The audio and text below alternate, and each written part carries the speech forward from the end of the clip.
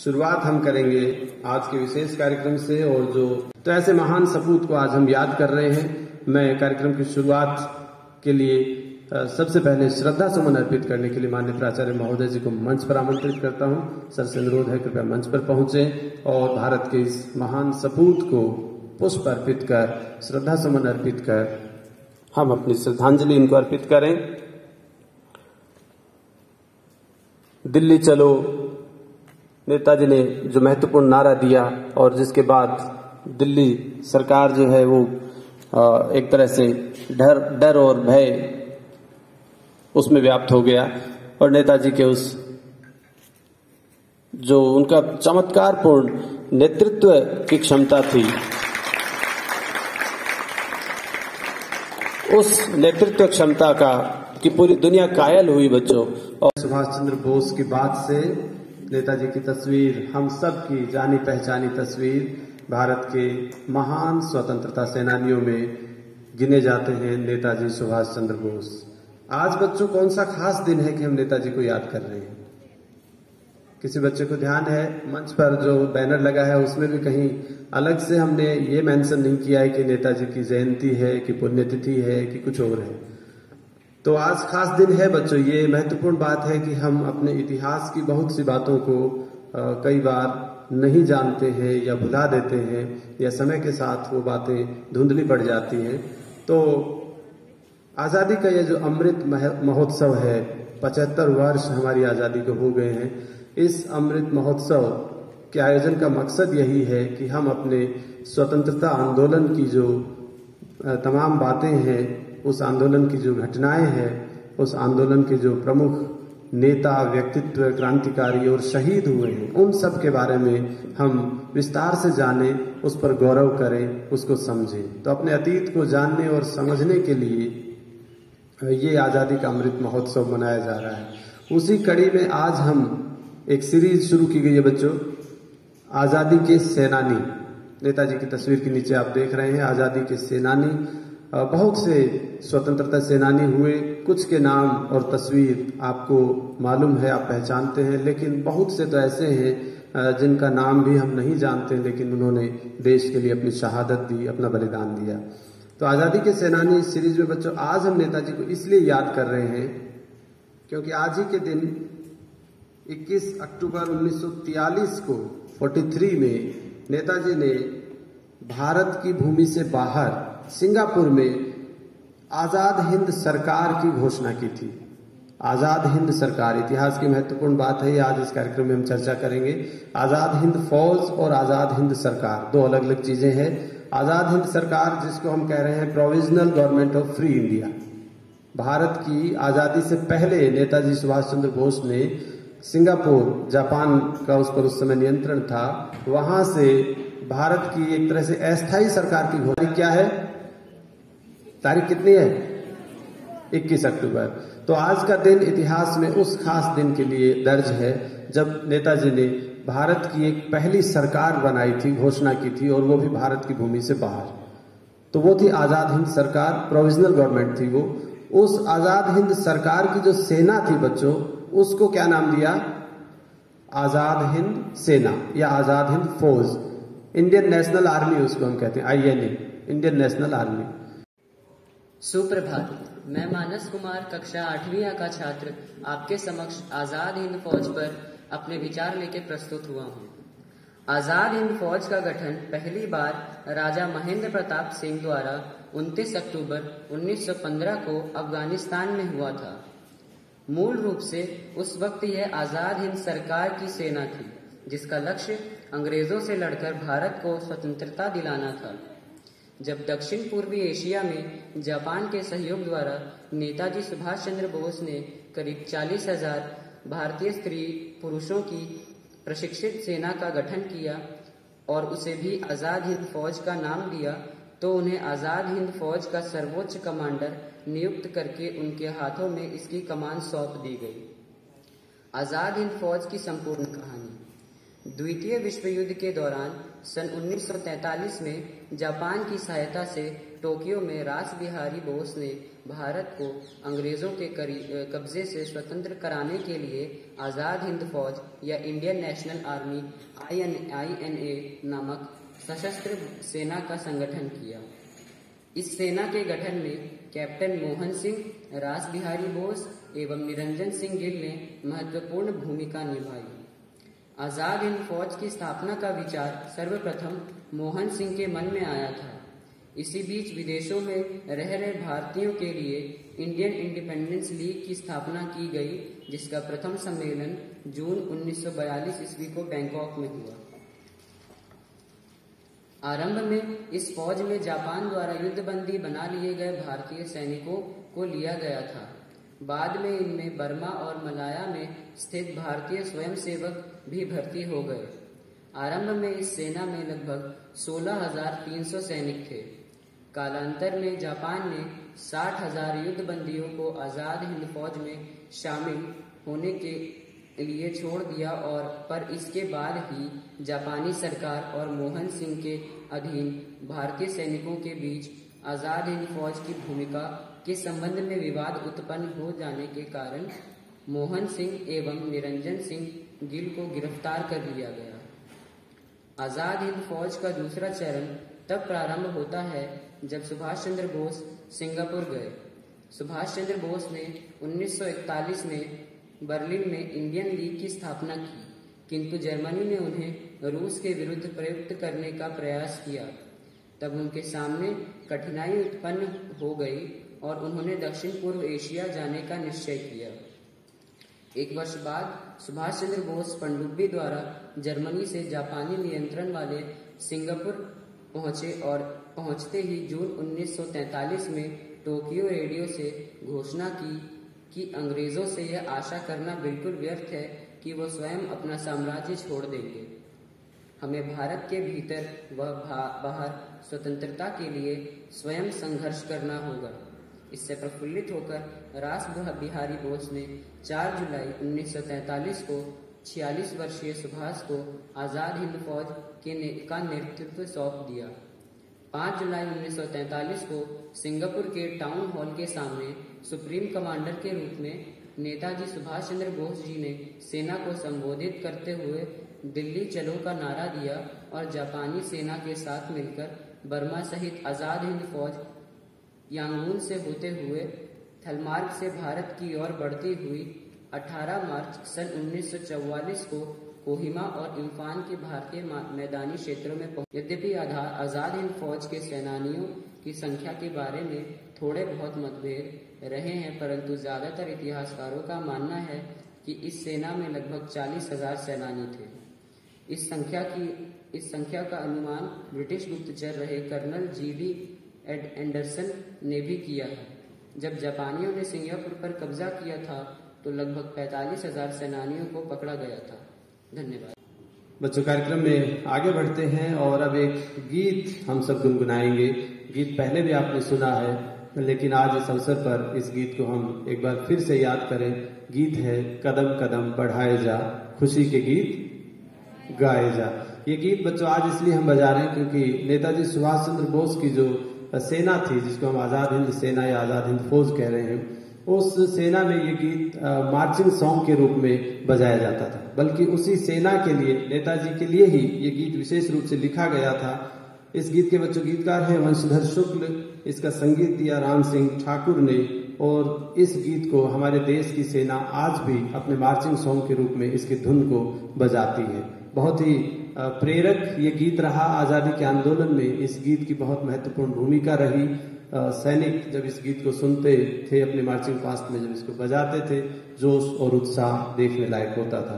तो ये गीत डिजिटल प्रस्तुति के तौर पे हम सुनेंगे। आप सब, हम सब इस गीत को गुनगुनाएं। नेताजी का प्रिय गीत, उनकी सेना का मार्चिंग सॉन्ग खास आज इस अवसर पर पेश है, कदम कदम बढ़ाए जाए।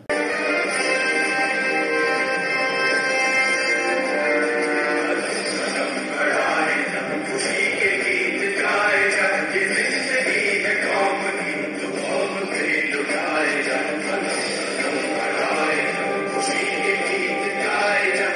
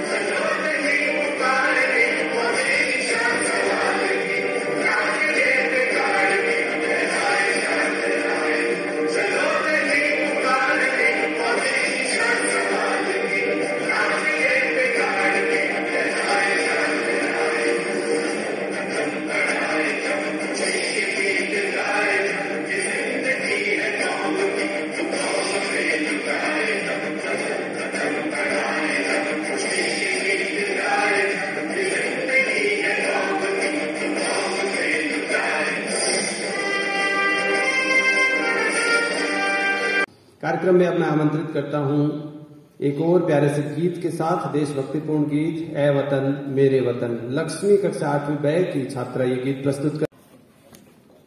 सुप्रभात, मेरा नाम लक्ष्मी है। मैं कक्षा 8वीं ब की छात्र आपके समक्ष एक देशभक्ति गीत लेकर प्रस्तुत हुई हूँ, जिसका नाम है ए वतन, और जो कुछ इस प्रकार है। ए वतन वतन मेरे आबाद रहे तू, ए वतन वतन मेरे आबाद रहे तू, मैं जहाँ रहूं जहाँ में याद रहे तू, मैं जहाँ रहूं जहाँ में याद रहे तू। ए वतन मेरे वतन, ए वतन मेरे वतन, तू ही मेरी मंजिल है पहचान तुझी से, तू ही मेरी मंजिल है पहचान तुझी से। पहुँचूं मैं जहाँ भी मेरी बुनियाद रहे तू, पहुँचूं मैं जहाँ भी मेरी बुनियाद रहे तू। ए वतन मेरे वतन, ए वतन मेरे वतन, तुझ पे कोई गम की आँच आने नहीं दूं, तुझ पे कोई गम की आँच आने नहीं दूं। कुर्बान मेरी जान तुझ पे शाद रहे तू, कुर्बान मेरी जान तुझ पे शाद रहे तू। ए वतन वतन मेरे आबाद रहे तू, मैं जहाँ रहूं जहाँ में याद रहे तू। ए वतन मेरे वतन, ए वतन मेरे वतन, लब पे आती है दुआ बन के तमन्ना मेरी, जिंदगी शम्म की सूरत हो खुदाया मेरी, जिंदगी शम्म की सूरत हो खुदाया मेरी। ए वतन मेरे वतन, ए वतन मेरे वतन, ए वतन मेरे वतन। धन्यवाद। सुप्रभात सभी को। चांद की शीतलता भी शायद पूर्णिमा के अवसर पर आज कार्तिक माह की प्रथम तिथि है, जिसमें ये पूरा भारत सजा होगा। सजावट होगी चारों तरफ, अंधेरे को दूर करेंगे। बहुत सारी शिक्षाएं लेकर के ये महीना और त्योहार आते हैं।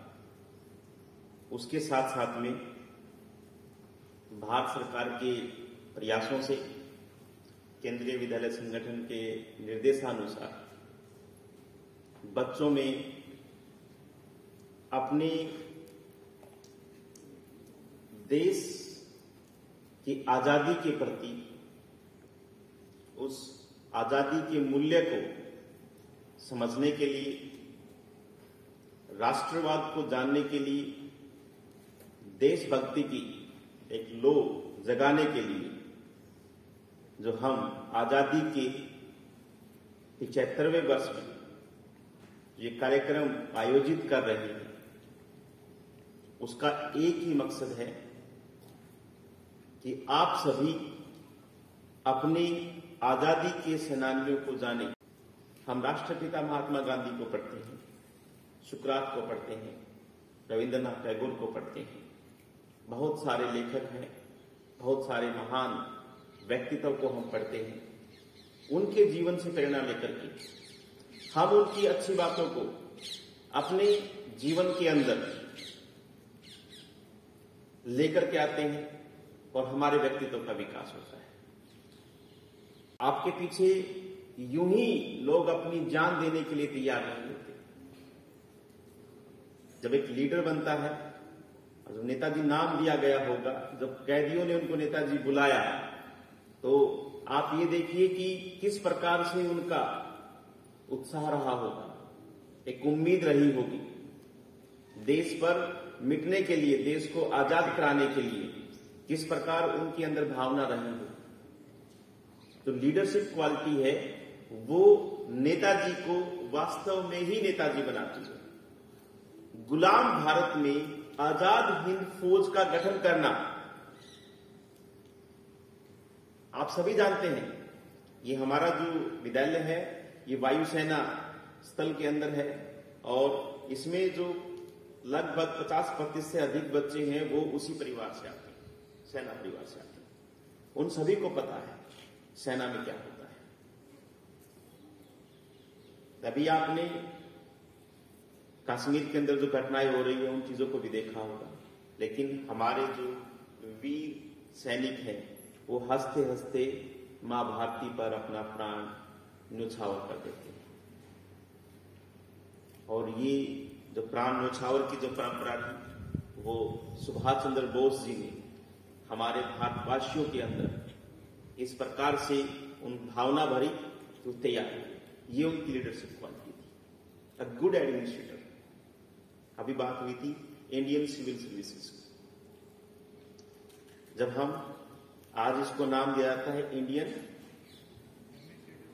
एडमिनिस्ट्रेटिव सर्विस, भारतीय प्रशासनिक सेवा, क्योंकि हमारे पास एडमिनिस्ट्रेशन जो है वो अच्छे लेवल का होना चाहिए।